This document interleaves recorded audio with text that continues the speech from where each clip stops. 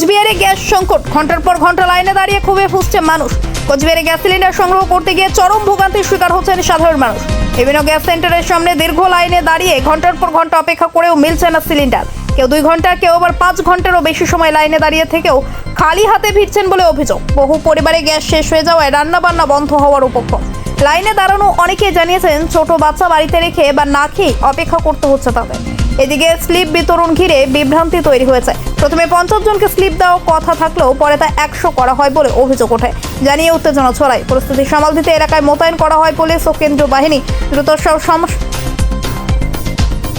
দ্রুত সমস্যা সমাধান ও নিয়মিত গ্যাস সরবরাহের দাবি তুলেছেন ক্ষুব্ধ স্থানীয়। আমরা প্রায় 5টা থেকে দাঁড়িয়ে আছি।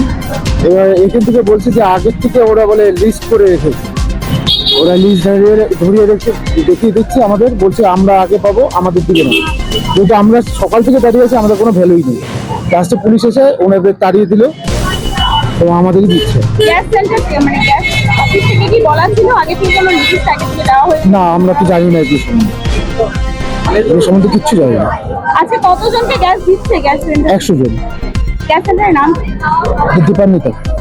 আপনি কখন থেকে দাঁড়িয়ে আছেন? 5টা সকাল। কি নাম? উজ্জ্বল দাস। কোথা থেকে? বুঝবে বাগুনতলা।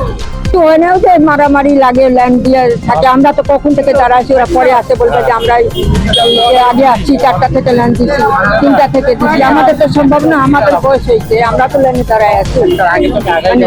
এখনো কি মনে হচ্ছে আগে বলেছিল 50 জনকে দেবে? হ্যাঁ, এখন হঠাৎ করে বলছে 100 দিনকে দিবে।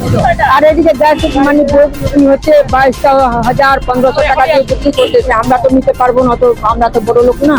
এই যে সংসারে কাজকর্ম ছেড়ে আপনি বয়স হয়েছে মহিলা এখন দাঁড়িয়েছেন, কতটা অসুবিধার মধ্যে পড়তে হচ্ছে? দেখছেন, আমরা চা খাইনি, জল খাইনি, কি অবস্থা দাঁড়ায় আছে। সকাল কটা থেকে লাইনে দাঁড়িয়ে? এখানে 6টা থেকে আসছি।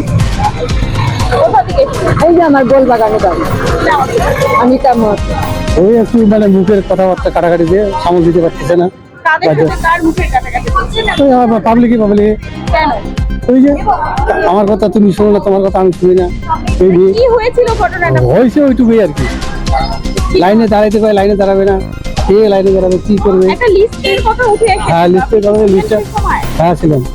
কটা থেকে লাইনে দাঁড়িয়ে আছেন? 4:30 থেকে। 4:30 থেকে দাঁড়িয়ে আছেন, এখনো পর্যন্ত প্রায় 10টার উপরে বাজে। 12টাই বাজে। কি নাম আপনার? ধন্যবাদ। আমরা সকাল 5:30 দিয়ে আইসে লাইনে দাঁড়িয়ে আছি। আর হলো 5:30 দিয়ে আসতে দাঁড়িয়ে আছি। গেটের সামনে একটা লিস্ট দিয়ে দিয়েছে, 5 জন 7 জন 10 জন করে একজনের নাম লিখে দিচ্ছে। আর আমরা এখানে দাঁড়িয়ে আছি, তার লোক দেখছি না, কোনো লোক দেখতে পাচ্ছি না। তখন আমরা বললো, অফিস স্টাফ বললো যে তোমরা লাইনে যাও, লাইনের থেকে আমরা কুপন দিব। তারপর তখন বললো যে 50 জনের বেশি দিব না। এখন